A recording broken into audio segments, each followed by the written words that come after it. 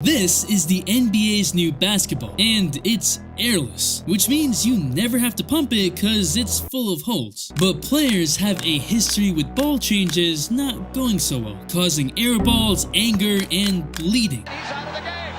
So what's the big deal about this new futuristic looking basketball that looks like it can't be used outdoors? And why does the NBA want to risk all that again? We're gonna find out because this basketball might break the NBA and change how we play basketball forever. But to start, we need to understand how the NBA's basketball has changed over the years. From a soccer ball in 1881 to the full grain leather Spalding basketball in 1983, most recently the NBA changed the ball in 2021 to Wilson, and in the beginning of the season, players were missing shots badly. Ain't no way, boy. Just 1 month into the season, Damian Lillard was shooting 23% from 3.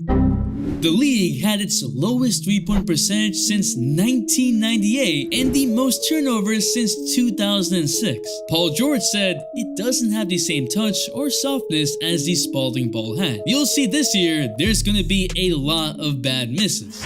And there were. Of course, players adjusted. The basketball had only changed manufacturers, but this wasn't reinventing the wheel. Basketball stayed the same material. When the NBA had last changed materials, there was an even worse reaction. But let's understand what this new basketball is made of, because these new ones are going to be 3D printed out of an elastomeric polymer. Basically something similar in molecular structure to natural rubbers. The ball still has the 8 panels like a traditional basketball, including seams, but oh yeah, it has hexagonal holes. The biggest challenge was for it to bounce similar to other basketballs. The way current basketballs work, when it makes contact with the ground, it compresses, which pushes against the air inside the ball. The air pushes back against the ground depending on the level of air pressure inside, and the ball bounces back up. But without air pressure, these new basketballs are more like those small bouncy balls in stores. When the ball hits the ground, the polymer chains in rubber uncoil and straighten, kind of like a spring, which causes the ball to bounce right back up. Wilson took several years to find the right material that gives a consistent bounce similar to current basketballs. The main advantage of this is that you do not have to worry about a ball deflating or popping. Kenyon Martin Jr., the NBA player who dunked with this basketball, who's bouncing the ball right here, said it felt like a normal leather ball. According to Wilson, they have rigorously tested the basketball, including swinging at the ball with a baseball bat, ensuring that the basketball is durable. But they're hoping to avoid the mistakes that happened 17 years ago. The last time the NBA made a change so drastic using science was in 2006, when they changed from a leather ball to microfiber composite, and it broke the NBA. What is up, dudes? That's Ballers Players. It's your boy MJ. Spalding stated that there was a shortage of the leather required for the already existing game balls, and so they turned to another material and call these basketballs cross traction. They also stated that these new basketballs would remove the break-in period a ball needs, but just 1 month into the season, players already had some things to say, like Shaq, who said it feels like one of those cheap balls you buy at the store, and that whoever did this needs to be fired. MVP Steve Nash said it tears his fingers apart. LeBron rival Deshaun Stevenson said, "I hate it." Even the NBA's best shooter at the time, Ray Allen, said, "I have to constantly put lotion all over my hands because my fingers are cracking and it's causing splits on my fingertips." Wait, from a basketball? What? And he wasn't the only one. Jason Terry showed reporters what looked like paper cuts on his fingers. Eddie Curry claimed it stuck to his middle finger. Dirk said it made his hands bleed. How did Spalding get it so wrong?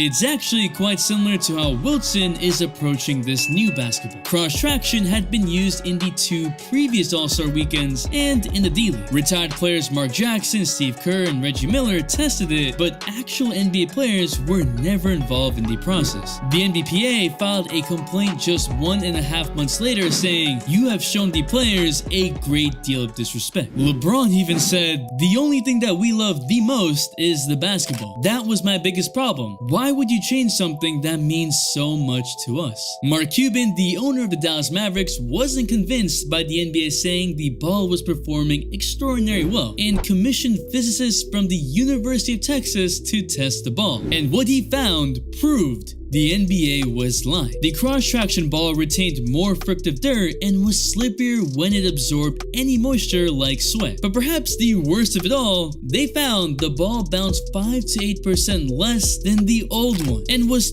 30% more erratic in how it bounced. And bam, David Stern, Spalding, and the NBA were forced to recall the basketball. But this isn't too far from what we're hearing about the new 3D printed basketball. It's more sustainable, can be recreated without any variance, but some people have gone hands-on with these new balls, and based on the small clip, it doesn't look like it bounces similar to a current game ball. Even here, the ball doesn't really bounce back near the waist. Feedback from people who tried it said it lacked the softness of a traditional ball. But what we haven't talked about, perhaps the biggest concern, and something that Wilson has avoided even mentioning, is how shooting works. I scoured the entire web, looked at all what Wilson said, first and experiences of the ball, including from Wall Street Journal, but none of them touched on how the ball travels through the air. Because air is constantly going through the ball and not against it, there is less air resistance. Outdoors, when people are used to more air resistance and conditions, will make the ball cut through the air similar to indoors. Which is great, but how will it perform indoors? There are 5 potential issues I see. So if you're enjoying the content, subscribe. But first, the lack of air resistance completely changes the force on the ball. The second issue is the consistency of the bounce. Wilson is open about trying to produce more of these basketballs to get more people to test it because it's not perfect. But as we've seen, the bounce isn't coming back up and we haven't seen enough to make a conclusion. Several other questions come to mind, like will the ball pick up more or less dirt outdoors? Will the feel of the ball cause more frictive dirt pickup like the cross traction? Which leads me to my third issue. Dirt and sweat can get deposited inside the basketball and change the play over time.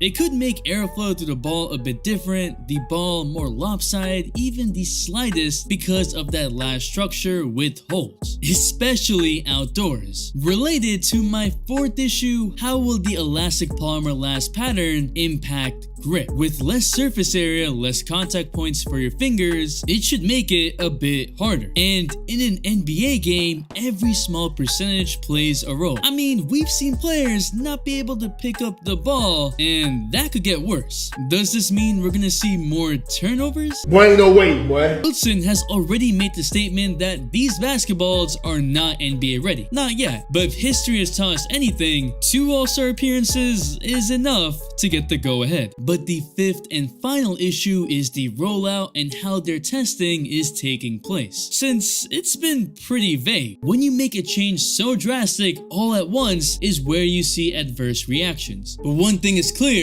if you don't involve the players, this basketball will also be another failure. The all-day notification rush out goes to an OG day 1 Maria Jo, who just wants to see Curry shoot with these new balls. Thanks for the all-day support. And if you want to know how Jokic exposed the NBA media, there's a video right here.